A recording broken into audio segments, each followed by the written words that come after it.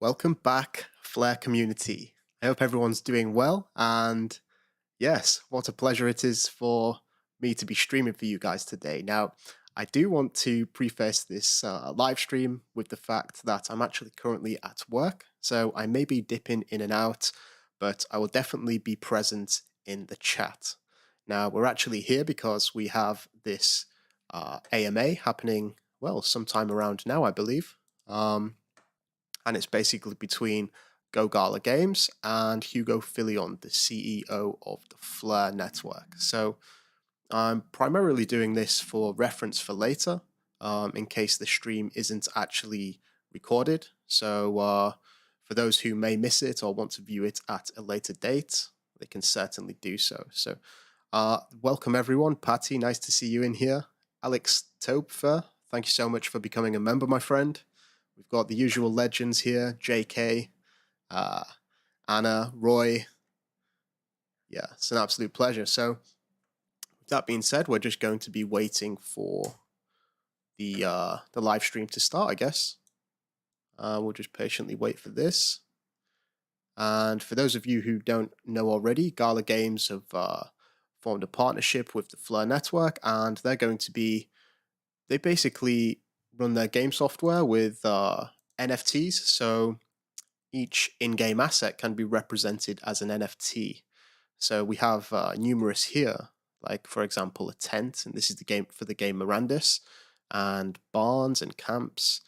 And the powerful thing about this is, you know, you can essentially buy or even earn these items, and then you actually have the ownership of them, meaning you can transfer them, so you can work really hard at the game, and then eventually you can sell the assets which you accumulate for putting in so much hours. And it's really, I think, a revolutionary way, and I think it's definitely a step forward in the gaming arena, because there's so many different games right now without this functionality where people put many hours into a game and just for very little financial reward, let's say. Maybe it's for personal satisfaction, but I think this is really going to incentivize players to really take their gaming a step further. And as you can see, some of these are actually fairly expensive, 0.73 Ethereum here, and there's also these really big NFTs such as the Citadel on the moon, which is absolutely crazy. That sold for I think it was millions. Very interesting indeed. So let's see. Here we go. I think we're cool. We're up and running. Perfect. So I guess now we're just having a waiting game. And while we're waiting for this to start, I would also like to remind everyone that Gala Games are actually going to be a data provider for the Flare Time Series Oracle. Now, we should all know this by now. The Flare Time Series Oracle is basically this Oracle system built into the Flare network, and it accepts price feeds from all these data providers, and it's a way to calculate the price of a given asset in a decentralized manner. And I think this is something which is really special and certainly unique to the Flare network, having it built into the very heart of the protocol itself. So that's also very interesting.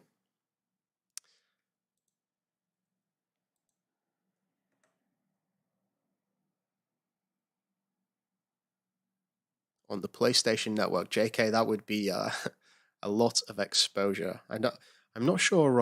I think at the minute, Gala Games are primarily going to be like web-based games. But who knows what happens in the future? Maybe even PlayStation and Xbox and all these, maybe the big game producers, will actually consider using NFTs in the future. And something else that I would like to touch on real quick is the fact that these NFTs, they're going to be traded on a marketplace, right? And it means that basically you can swap one NFT for another NFT or for different assets. So, for example, if you earn this, say, like a shield or something in Mirandus, you could sell that and then you could buy, I don't know, maybe a crypto domain or some artwork that you like. Yeah, it's going to be very interesting indeed. Ooh, I'm hearing some click-ins. I think there we go. We're starting, guys. So I'm actually going Good to morning, dip everybody, out and here thank you for and joining us. My we'll name is watch Jason this Brink, but a lot together. of you know me as Bitbender. Good morning, everybody, and thank you for. There we go. Had to fix that. Had my own voice coming back at me for a second there. Thank you for joining us this morning. We're here with Hugo Pillion from Flare, and we're going to be doing an AMA. You can join in if you join our Discord at galagames.chat. We're going to be talking about all things Flare, all things Gala, a little bit about Mirandus, just a little bit of whatever anyone is interested in hearing about. This is going to run for probably about 45 minutes to an hour, maybe. And we're here to just talk to the community. But first, how are you doing today, Hugo? Great, thanks. It's a lovely sunny day. Team is running very, very well, very, very fast. And it's a real pleasure to be here with the Gala community and I think some of the Flare community. Oh, there's definitely some of the Flare community in there. I'm looking at our general channel in Discord right now. So hey, you're getting a warm welcome from Vent 1020. He's a very active community member. He says hello and welcome. So we're very, very happy to have you here. I think that there's a lot of alignment between what Gala Games is working on doing and what Flare is working on doing, and that's something that the very first time that I talked to you, you had talked to Eric for I think a couple weeks before you and I had really gotten a chance to speak, but I've always felt that there was such a tremendously wonderful alignment between Flare and Gala because both of us are working at solving some similar problems in different areas. Actually, before we go into that, can we turn Hugo up a little? They want more of you. Give me just a second. Yes, we can. We can turn Hugo up a little. Let's see if that works. Okay, so Hugo has been turned up a little now. Everyone's very, very, very happy to see you here. This is fantastic. Oh, good. Now, for those of us that don't know, or not for us, obviously, you and I are probably pretty clued into this, but for members of the Gala Games community who don't know what Flare is all about, can you just give a super brief intro to Flare? Absolutely. So Flare is a new smart contract platform, so a new blockchain that runs smart contracts. And it essentially runs a version of the Ethereum virtual machine, so the same set of essentially instructions that the Ethereum network runs, and that allows you to have NFTs specifically, of a certain standard, which is what Gala Games uses, and Flare's highly scalable and fairly pretty inexpensive, and essentially just a lot faster. There's some very specific things about Flare, which is that we have a very specific consensus protocol that doesn't use proof of stake, it doesn't use proof of work, so it doesn't secure the protocol with capital, which is key to us actually, because we don't believe that capital is a scalable medium to scale a blockchain over the long term. And so that's a very important aspect of what Flare is doing, but it's probably less relevant to Gala today. But in the future, I think it really will be. especially if you look at the potential vastness of gaming ecosystem. Oh, yes. Yes. You don't want to have, billions of dollars of capital tied up, as well as billions of dollars, of product on the chain. It just becomes deeply inefficient, and I think probably not likely to really be well adopted. So we have a totally different consensus algorithm that's based more on the sort of Stellar type consensus algorithm, but it's a kind of a move forward of that. So it allows for smart contracts, which Stellar and other FPA style consensus algorithms haven't. So Flare is essentially the first scalable, Turing-complete, federated Byzantine agreement algorithm. So that's what Flare is. And then the second element really is that Flare's built, has a set of protocols built on top of it called the Flare. One is called the Flare Time Series Oracle, and the other is called the F-Asset Protocol. And in conjunction, those two things really are built to enable people to get their token, let's say XRP, Litecoin, Doge, Stellar, and many others can be added by governance vote, get their tokens onto Flare in a way that doesn't involve a third party, some trusted custodial intermediary.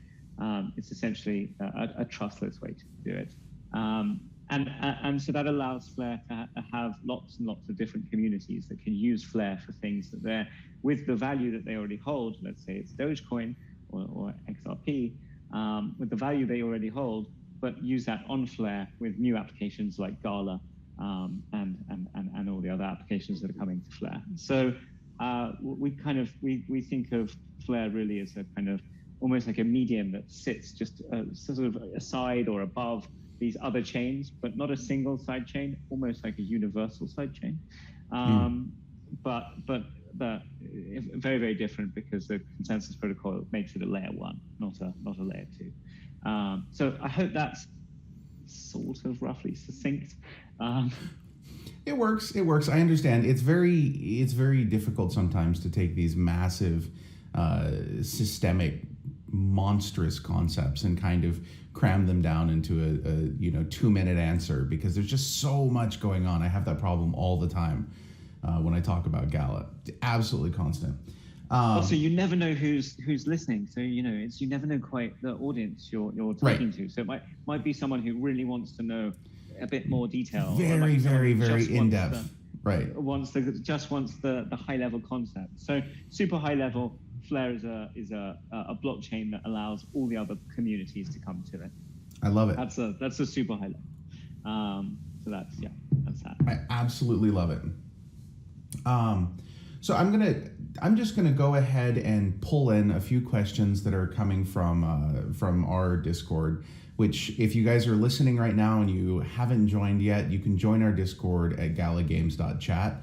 It's a fantastic group of people, very, very, very welcoming, and we'll be taking questions from the general channel. So join in, and you can start asking questions, and we'll do what we can to answer them. Now, this comes from Jesse Hines, who I know you are aware of at the very least. He's very curious about where you got your glasses. This is the number one first question that we have to answer, because the legal exemplar wants to know. Okay, it's a British company, and they're wonderful, and they're called Qubits. Qubits. It is a British company. Somebody go find them on Twitter and inform them that they just got a plug here, because that's they're kind of like a neo glasses company. You get them on the internet, but I tell you what, the quality of them is substantially better than all the other stuff. Really wonderful. I just ordered new glasses as well, so you will see some new frames on this face here pretty soon here. Okay, so it looks like I think that some of the best. Winter, who's a very active member of our Discord, wants to know what language you can use to write contracts for Flare. Do you guys use Solidity? You use Solidity, okay. Yeah. So it's pure EVM. Wonderful.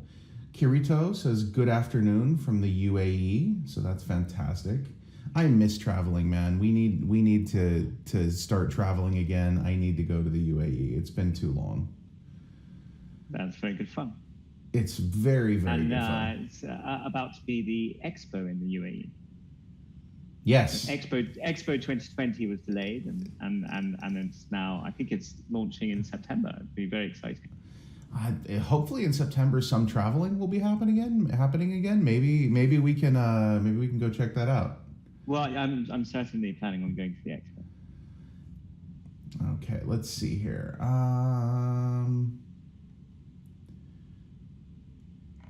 Can you explain, and this is from Dane, can you explain how assets are bridged into Flare?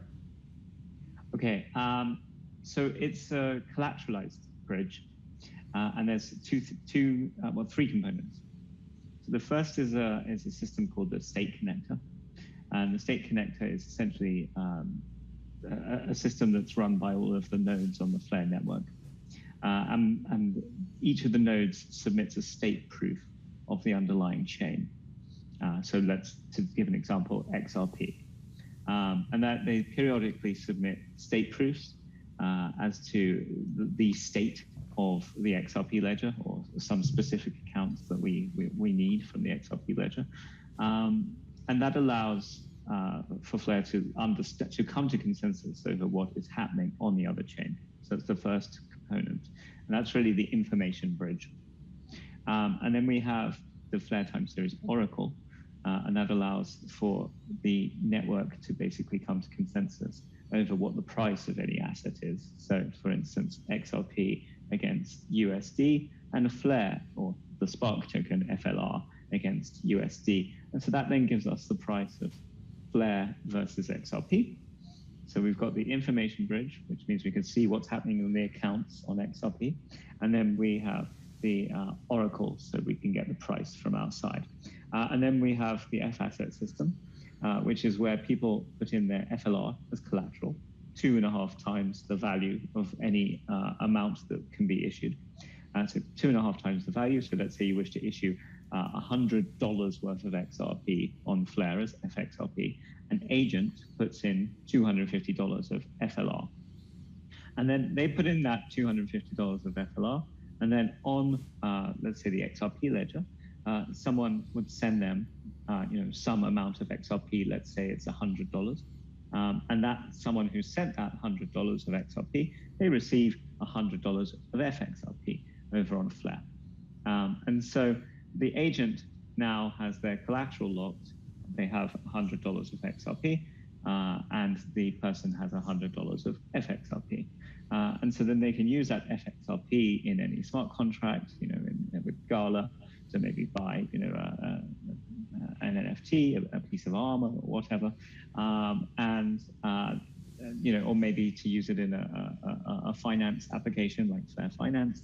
And then they can send that FXRP back to the smart contract, and not necessarily the same agent or agents that received the XRP in the first place, but some set of agents will send back XRP on the XRP ledger. And if they don't, then that person gets paid out in FLR with essentially a bonus for the hassle of having to go back and buy XRP. So it's a fairly sort of, we think, robust system. Because unlike some of the other systems, it doesn't have a custodian, and it also it's not so you're not locking XRP in some kind of account which is controlled by not very many people, which is the approaches that we've seen before, and I really don't like them. And it's also not purely synthetic. Because one of the problems with pure synthetic assets is that the agent who's put the collateral in, they may actually not have the underlying, right. At which point that increases their risk and therefore increases risk of default in the system. So that's how Flare bridges the assets on. I hope that was straightforward. There's a blog actually on our blog, which is so flare.xyz, I think /blog, or there's a link, and there's a blog that describes how that works.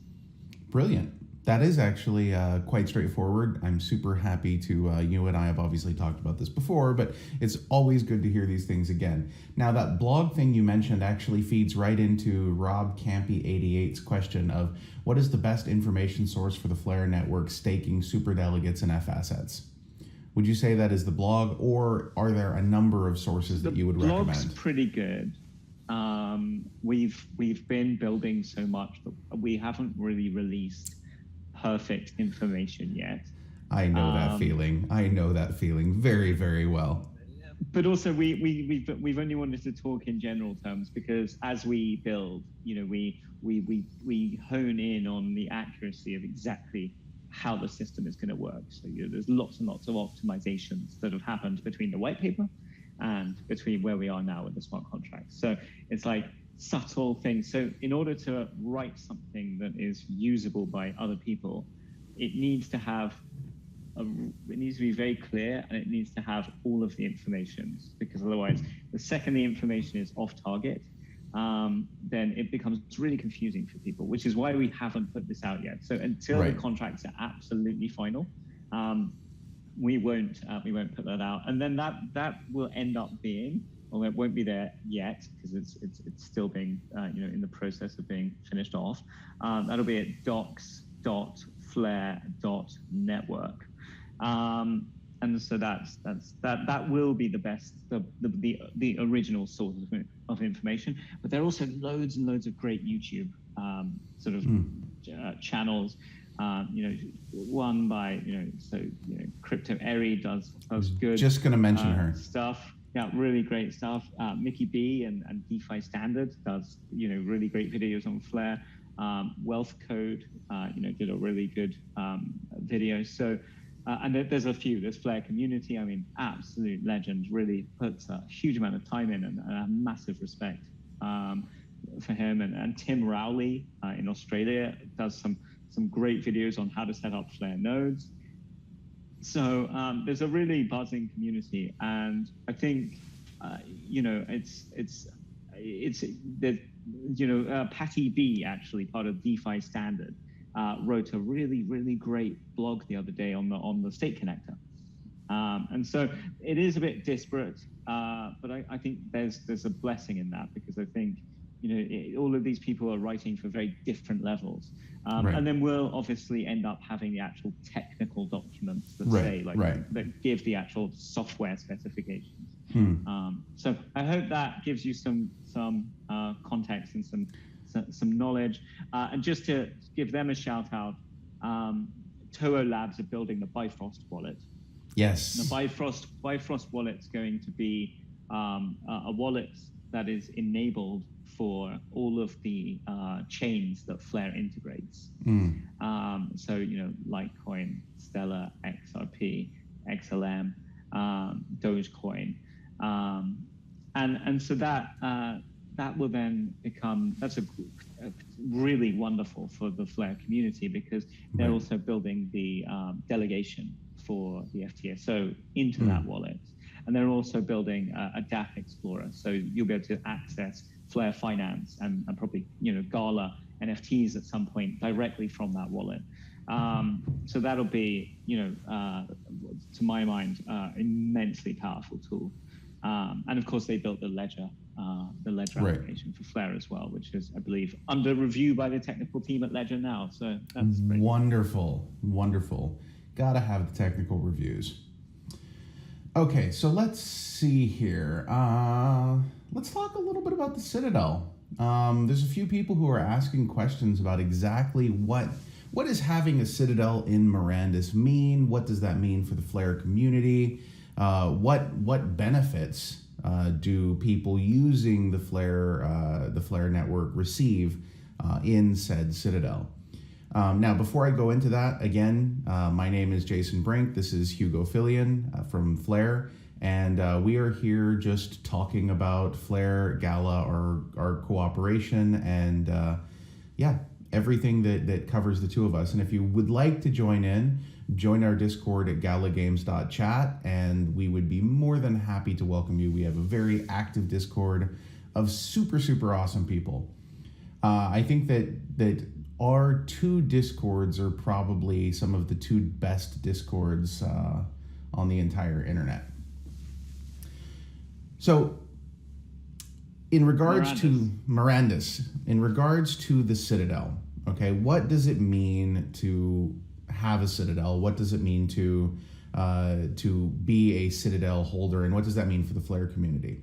Now, typically this sort of question would go to Michael McCarthy, the game director for Mirandus.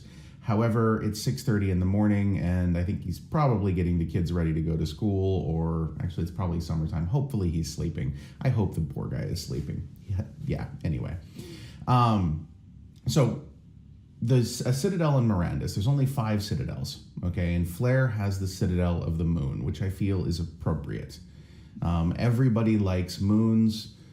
There's always the when moon question, which is usually followed by when Lambo, but you know, we'll just leave that aside for now. Now, the Citadel of the Moon, the way that this is going to work is this, I see this as a community nexus for the entire Flare community, okay? And there will be certain things that can potentially happen with the Flare community within the walls of the Citadel. Flare can, for example, allow users who hold a certain amount of the Spark token the ability to potentially have different rental rates for plots in the Citadel. We can set it up so that if you are holding NFTs that are on the Flare network, okay, when you enter the Citadel, those NFTs receive a buff. So for example, imagine, you know, you could have a sword that exists on the Gala chain, a sword that exists on Ethereum as an ERC 1155, and a sword that exists on Flare, okay? And when you walk into the Flare Citadel, okay, or the area controlled by the Flare Citadel, then that sword, okay, that you have that is on Flare suddenly starts to glow a little bit and gets a little tiny bit of a buff. And so for the Flare community, every NFT that you would have on Flare, okay, would have an additional little boost to it. You know, for us, we're very interested in what the community would like, because we're building all of this out together, and these are some of the things that we've thought of. We'd also love to have very large events. I can see having, you know, like even almost like a Flare convention in the grand hall of your Citadel, where people can come in and join and, you know, wander through the world and things like that. There's a lot that can be done, but that's a few of them. I think it'll also be quite fun to have some of the applications on Flare also represented as shops. Oh, certainly. That's I think it'd be really fun if you could go into like the Flare finance shop and actually, like, you know, it could be like, you know, going into a bank and, you know, depositing your NFT or something. We'll have to figure out how that all works. Well, much fun. The way that could work in a way that I think would be really, really smooth is if Flare Finance had a Phillion vault that they're partners with us. They were the first ones to purchase a Citadel.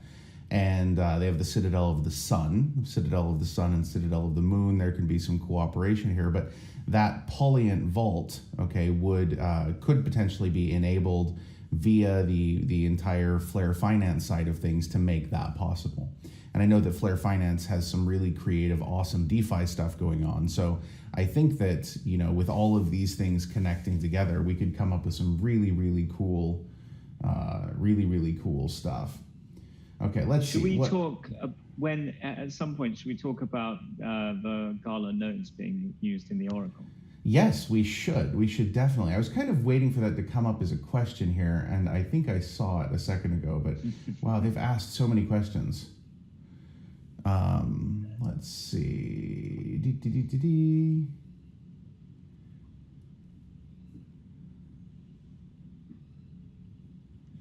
Keeps going. There's so many questions. Okay, well, somebody asked a question about it.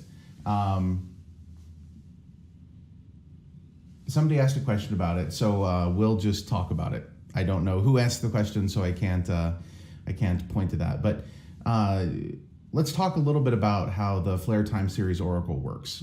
And I'll talk about how that can connect with the Gala node ecosystem a little bit. So the Flare Time Series Oracle has what we call a data provider.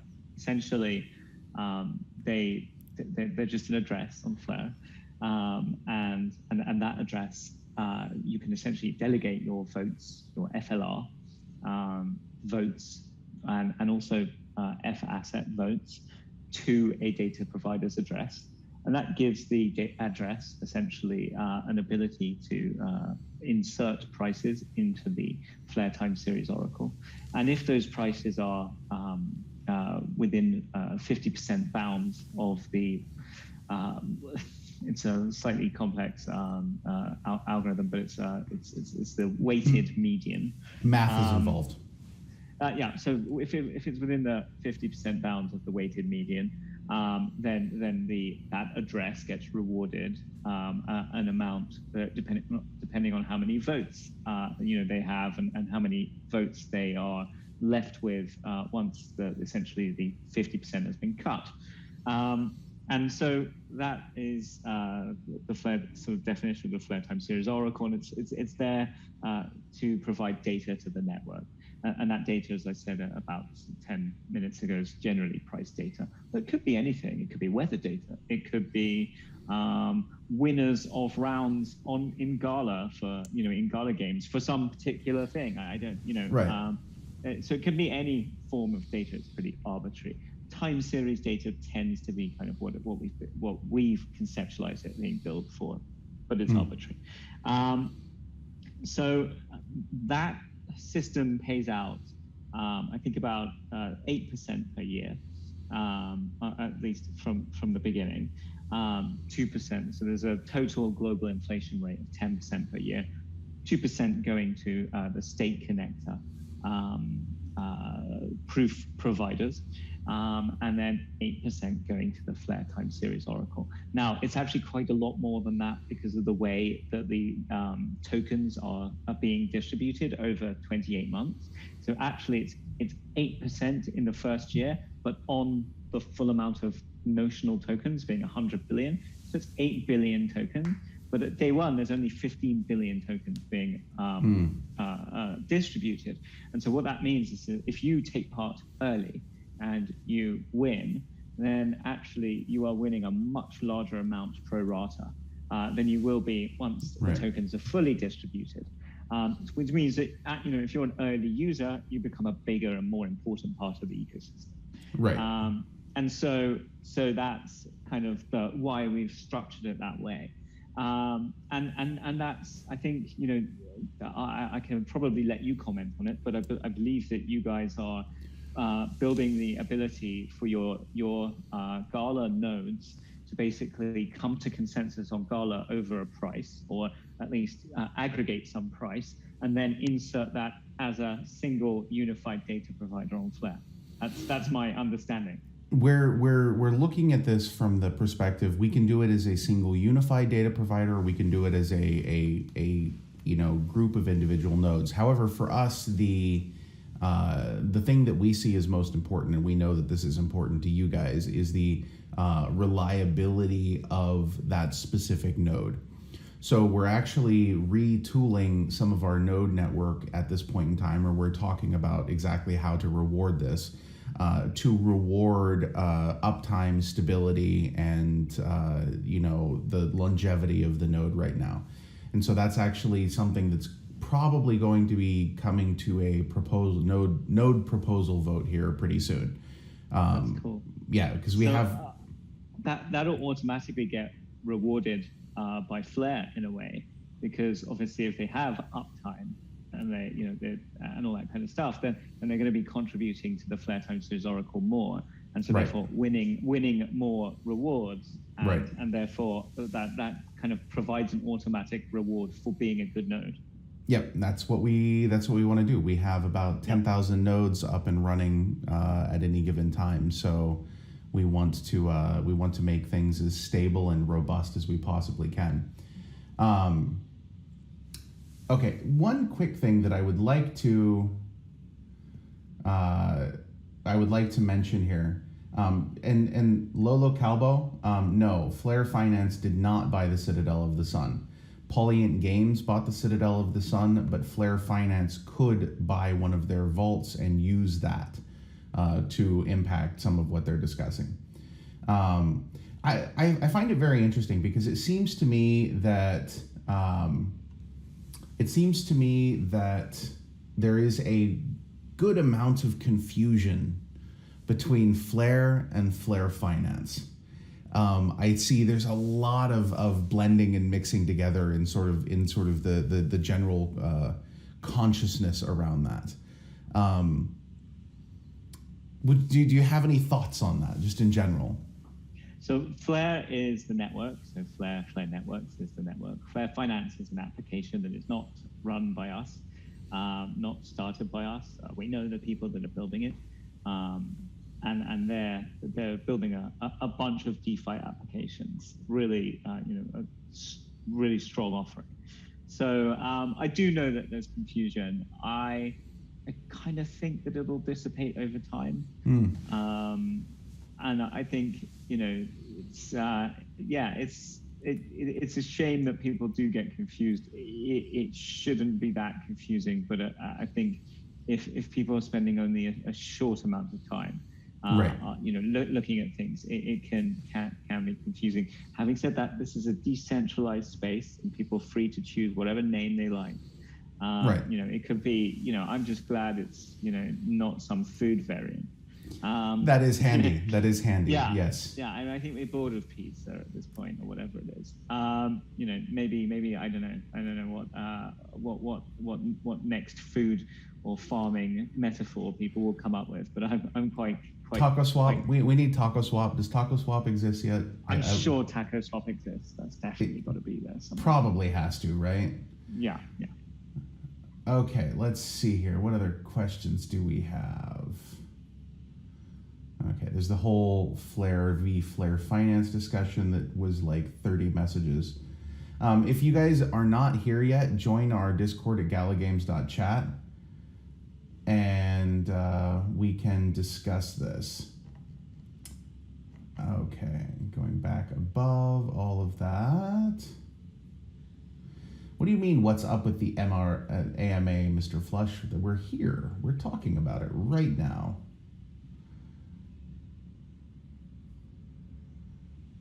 Okay.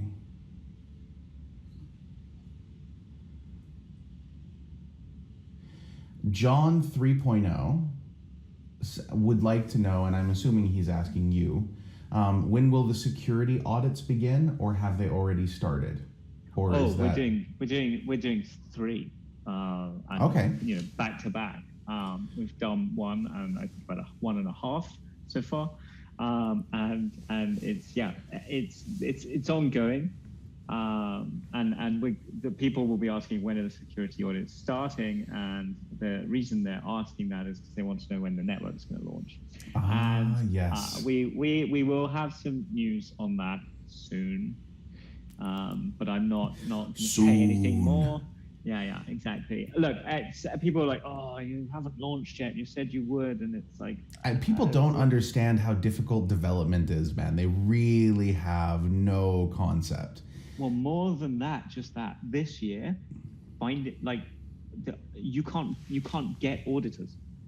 Right. We're lucky that we booked audits back in December, but we've had to really bend our development around the audit because we can't move them for love nor money. There is no amount of money that if we wanted to book another audit now, we would be talking about December. Right. December or January next year. And so we've had to structure all of our development literally around when we could book the audits. And so, that's actually been quite a challenge because usually you like to do the development, then book the audit, then do the, any regressions and all that kind of stuff. But we've had to struggle around that. So we've got audits ongoing, and there'll be some news about launch soon. But again, development is not a perfect you can't, when you start a project, say, we're going to build this smart contract in this period of time, and it's going to finish on Friday the 19th of whatever. It's just that's not a it's not the way it works. That's not how reality functions. No, it just doesn't. And this is something that we see all the time too, because you have this best intention push for a certain time. Like, we want to get this done by this point in time. And people, most of them who are not technical, will look at that and say, oh, well, for sure, 1 bazillion%, this thing is going to be done by exactly this time. And the reality is that just it doesn't work that way. And there are things that pop up that if you don't deal with them correctly, make it much worse. Like, I think that I speak for everybody, and I consider myself part of the Flare community as well. I think I speak for everybody in saying that the last thing that you want is for development to be rushed in a bad way and have something pushed that creates like a fundamental long-term problem. That's way worse than having a delay. Oh, terrible. And also a lot of the things we've been doing is sort of optimizing subroutines, right? So it's, you write a white paper and you come up with a bunch of ideas and algorithms, and it's a sort of scientific set of ideas about what you want to do. And then as you actually go from, the high level pseudocode algorithm into actually building on a specific technology, let's call it Solidity, or in Golang, and you build in these things, and then you find, oh, well, actually I can optimize it in this way. Now, well, actually this makes wonderful sense, and it's way better than what I originally wanted to do. So, and as a team, we've been going through a constant iterative optimization cycle. So we had the Flare Time Series Oracle built, at this point, I think 3 months ago, as a beta that we've been testing internally. And we've been absolutely slamming our internal network with transactions, just trashing it. We're spending a fortune on nodes at the moment, just absolutely trying to make it break. And so, we had that 3 months ago, but the optimizations that have come from that testing process, they're really, really good. And so, yeah, I'm certainly not going to rush this because some people want to, get their token sooner. And it's just silly. If it's 1 month, 2 months, who cares? It's this is Bitcoin's been around since 2009. It's right. We're building something for the long term. Exactly. Patty XRP, who I believe you mentioned a little bit ago, would like it if you could expand on the possible benefits of determining data feeds to FTSO via node ecosystems like Gala and Pack. Oh, okay. So I really like the idea of a data provider which is itself decentralized. Right. So if you think about using a node ecosystem like Gala or Pack, then you're talking about one data provider. So it's one of many data providers, but behind that data provider is another 10,000 nodes, which is really like, that makes it more and more, it just adds a level of decentralization. It also adds a level of community, because it means that the Gala community can be earning from Flare. And that's for me a beautiful symbiosis of what we're trying to achieve in decentralized networks, which is, well, this whole decentralized kind of movement is, how do we work together even though we don't know each other, we don't necessarily trust each other, and that's literally what the whole networks are built for. For me is really very exciting. I like that. I really like that.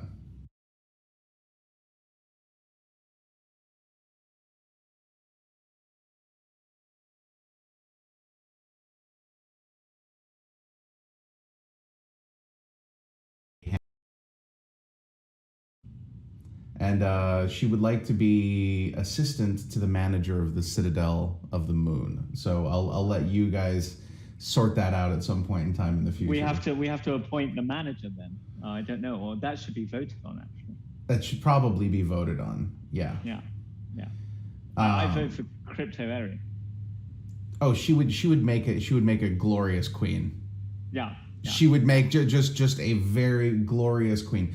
Somebody, I think that we should probably get her involved and have the community go tag her on Twitter and let her know that she has received a vote from Hugo. Nomination to be Queen of the Citadel of the Moon. Yeah. I really like that. Okay, let's see.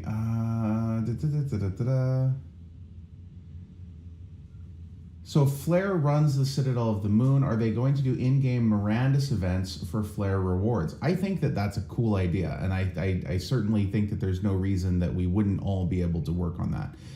One of the things that we've talked about with Citadels is how cool it would be to have large in-game events. I mean, they can be cooperative questing events. They can be, even battles. One of the things that I think would be really cool is you guys could have the Flare army, okay, and people could have other large deeds that would be somehow attached to the Citadel and become this gigantic Flare force in the world of Mirandus. Everybody cool. Walks around with a giant torch on their shield or something like that. I think that would be really, really cool. Oh, I like okay, that. So Bless No Stress. Can you provide more information around the carbon emissions of NFTs on Flare versus Ethereum? So Ethereum uses proof of work. Right. So like Bitcoin. We call that proof of waste. Yes. That's essentially using a very large amount of energy in order to find a random number across the world. And essentially, I started out with Ethereum mining years and years ago, and I was thinking I could probably actually heat my house with the GPUs I had very easily. Just there was a bit of a problem in summer. So anyway, proof of work is wasteful of energy. Some people make a point, and it's a marginally valid point, that proof of work is giving value to energy that would otherwise essentially just be dissipated, because there are times when too much energy is produced.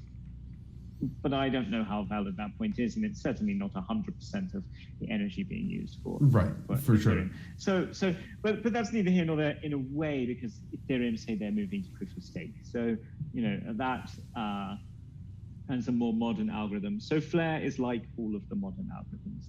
It just uses nodes at which don't have anywhere like that kind of energy consumption.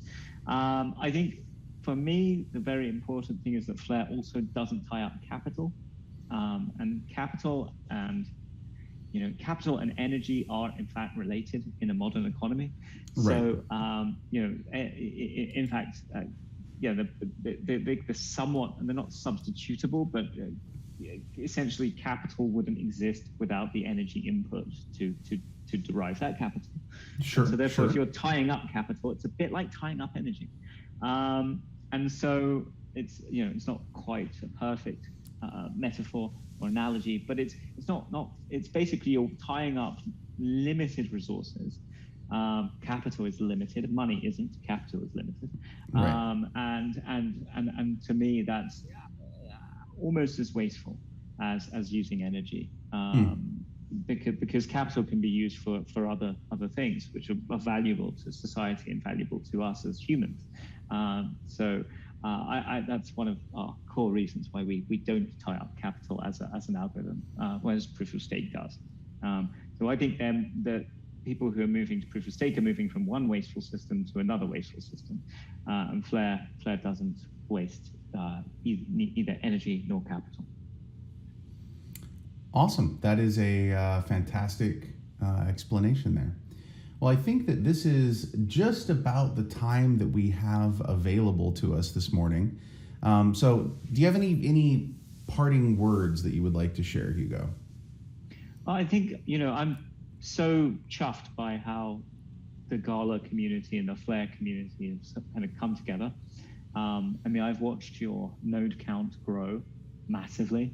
And, you guys are doing just such an amazing job. And I'm really excited for the future of Gala, to be honest with you. I would love to know more details about what you're releasing coming up, but you text me or something. Oh, for sure, for sure. Dude, there's so much. There's so much coming. There's so much coming. There's so many games, so many partnerships, so many things to be involved in. And hey, if you guys don't have a node yet, you can get them now. Yeah, it's cool stuff. Very cool stuff is coming. It's so exciting to see the future of gaming. It really is, and I'm just really thankful that you guys have chosen that it may also be on Flare. So that's awesome. We definitely want that. We want to connect with you guys. Your community is absolutely amazing as well. You've done a fantastic job of connecting with them, and this is something that we think is very important to us. Community is the key to everything. If you don't have community, then what do you got? So anyway, with that, I will close. Thank you all for joining us today. We really appreciate it, and we will definitely be here. Join our Discord at galagames.chat and learn more about Flare at flare.network.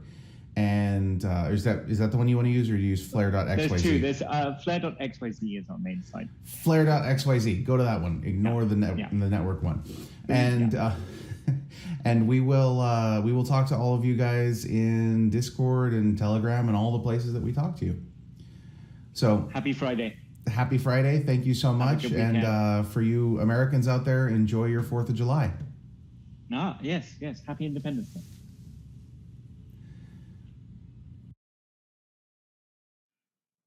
Well, guys, there we have it. I don't know about you, but I actually really enjoyed that. We did learn some, maybe not nuggets, but we definitely got a little bit more information. So for those of you who are maybe unsure of what the Citadel on the Moon is, that's this NFT here. And it's quite the beast. And we found out that Gala Games are going to implement something like extra special for holders of the Spark token. So if you are holding the Spark token or certain amounts, you are going to get like buffered weapons and stuff, which I think is really cool. Something else, actually, before we do that, I will just bring it over here. So this particular NFT, what the Flare Network bought, was worth 1,547 Ethereum. So it's definitely not cheap. Yeah, I'm very excited for this game, I'll definitely be doing videos on it in the future. And yeah, stay tuned for that.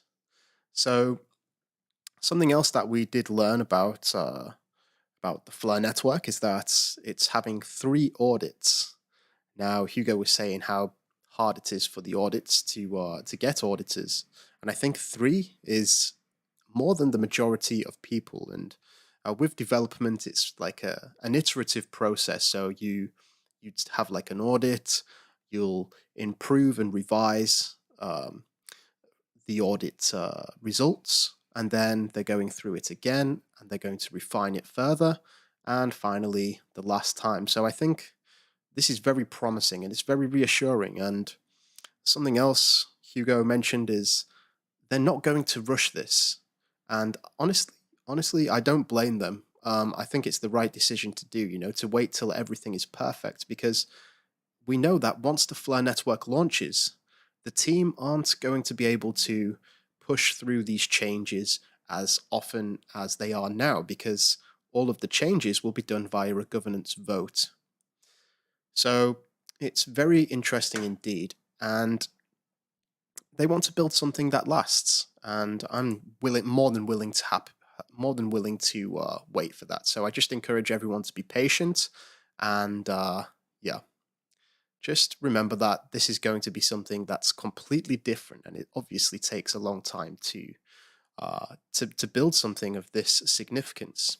Now, something else that I did quickly post in the chat, if we go here, we did hear that Hugo um, encouraged Eri to be crowned queen of the Citadel. So yeah, there's that tweet there posted by Patty XRP. What a legend! And it was so nice to get a little bit of recognition. You know, we had like myself, Patty, Mickey B. Fresh, Eddie, and some others as well. And it's just it's very warming to know that Hugo is aware of our presence. And yeah, it's very satisfying. You know, I do have a big smile on my face now, and I'm ready to start the weekend. So, with that being said, guys, I did say that I am at work, and that is still the case. And I actually have a meeting at 3 p.m., which is in just 5 minutes. So, I would like to thank everyone who managed to stay all the way through. It was a long, well, it was like a good 50 minutes. I definitely enjoyed it, and I really hope that you did too. So, with that being said, I wish you all an absolutely incredible weekend as always. And until next time, I'm out.